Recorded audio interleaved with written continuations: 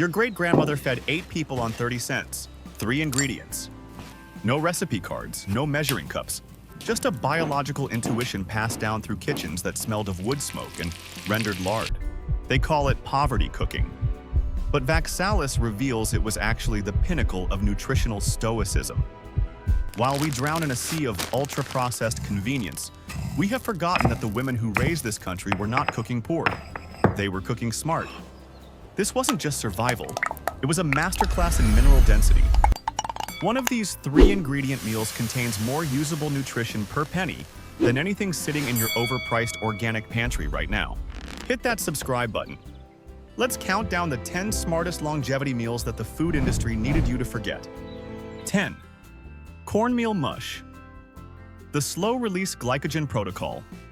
When Grandma stirred that heavy iron pot until the porridge pulled away clean from the sides, she was performing a mechanical breakdown of the corn's starch matrix.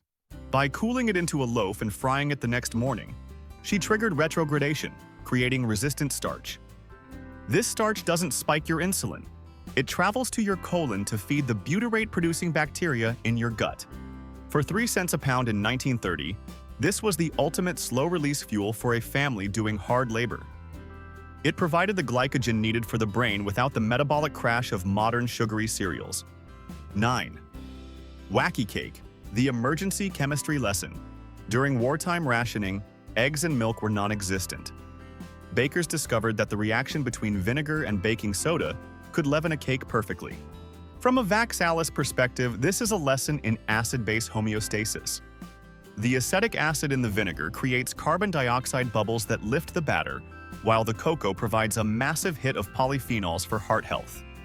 It was a dark, dense, miracle cake that cost almost nothing, proving that even in a crisis, the human body and the human kitchen find a way to preserve the joy of dopamine-regulating treats. 8.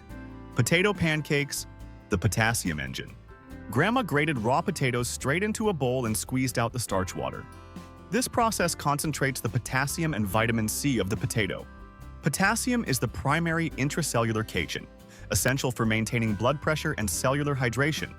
By frying them in bacon grease, she provided the stable saturated fats needed to protect these delicate nutrients from oxidation. It was the immigrant kitchen's answer to waste, turning leftover starch into a high-density morning fuel that supported the nervous system of a generation built on grit. 7. Fried green tomatoes, the polyphenol trick. Before the first frost, you harvested the unripe fruit. Green tomatoes are packed with tomatidine, a compound that science now knows supports muscle growth and prevents atrophy. The bitterness of the unripe fruit is a signal of high alkaloid content, which stimulates the liver's detoxification pathways. By dredging them in cornmeal and frying them in bacon drippings, Grandma was unlocking these bitter compounds with fat, making them palatable and bioavailable. It was a survival reflex that functioned as a biological tonic. 6. Milk toast, the cortisol buffer. This was the sick day meal, the hug from the inside. In the Vaxalis protocol, we look at the amino acid tryptophan found in the milk and the complex carbohydrates in the bread. This combination triggers the production of serotonin, which then converts to melatonin, effectively lowering cortisol levels and allowing the body to enter a state of deep rest and digest repair. It was the meal that appeared when the money ran out, but it was also the meal that stabilized the collective nervous system of a nation under immense stress. Pattern break, the corporate theft of knowledge. In 1953, the food industry launched a psychological war. They hired home economists to convince your mother that her grandmother's 3-ingredient soup was inferior to a can of chemicals. They didn't just sell you soup, they stole your biological sovereignty. They needed you to forget how to boil a bean so they could charge you 10 times the price for a fraction of the nutrition. 5. Pinto beans and salt pork, the butyrate fuel tank. This pot built the American South. A piece of salt pork simmered for 6 hours until the broth turned silky. Modern researchers at the University of Georgia confirmed in 2017 that this meal, when eaten with cornbread, covers nearly 100% of an adult male's daily requirements for protein, iron, and calcium. The salt pork provides the saturated fats and minerals, while the beans provide the resistant starch. It is a nutritionally superior protocol to almost any convenience food on the market today. costing less than a dime per serving in 1935. 4. Dandelion greens, the foraged superfood. Tenant farmers knew what your doctor is just figuring out. Dandelions are loaded with more vitamin A, vitamin K, and calcium than spinach or kale. The bitter compounds in the greens stimulate bile flow, which is essential for fat digestion and toxic waste removal from the liver. By wilting them with hot bacon fat and vinegar, Grandma was performing a lipid extraction of the fat-soluble vitamins. It was free food, more powerful than anything in the grocery store, and it provided the spring clean your metabolism needs after a long winter. 3. Split pea soup, the collagen and fiber engine. 1 ham bone, 1 pound of peas, water.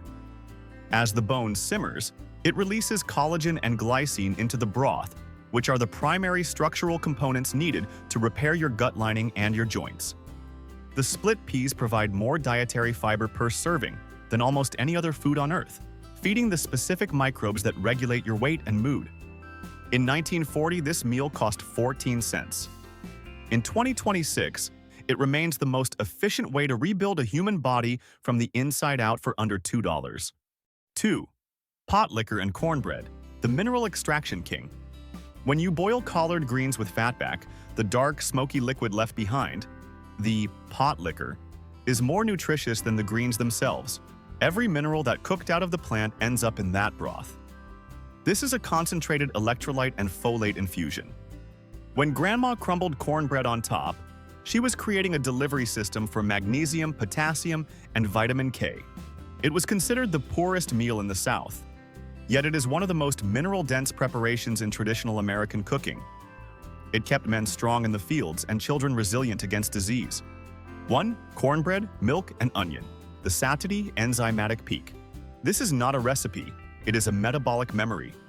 A wedge of hot cornbread, a glass of cold buttermilk, and a raw onion sliced thin. The Vaxalis secret is in the quercetin and sulfur compounds of the raw onion, which act as natural anti-inflammatories and antivirals. The buttermilk provides probiotics and lactic acid to support the gut, while the cornbread provides the complex energy. The sharpness of the onion cuts through the fat, stimulating the release of digestive enzymes. This meal ended the day for millions of Americans who lived long, hard-working lives. It is the cheapest, simplest, and most honest way to tell your body that the day is done and the work is good. Try one of these this week. Just one. Make the split pea soup with a ham bone and feel the difference in your joints and your energy levels. Grandma didn't have a wellness coach. She had an iron skillet and a deep understanding of her ingredients. We traded this biological sovereignty for convenience that is making us sicker and poorer. It's time to reclaim the knowledge. Which of these 3 ingredient meals did your grandmother swear by? Let me know in the comments if the pot liquor, NAR 2, was a staple in your house. At Vaxalis, we are digging up the roots to feed the future. Thanks for watching.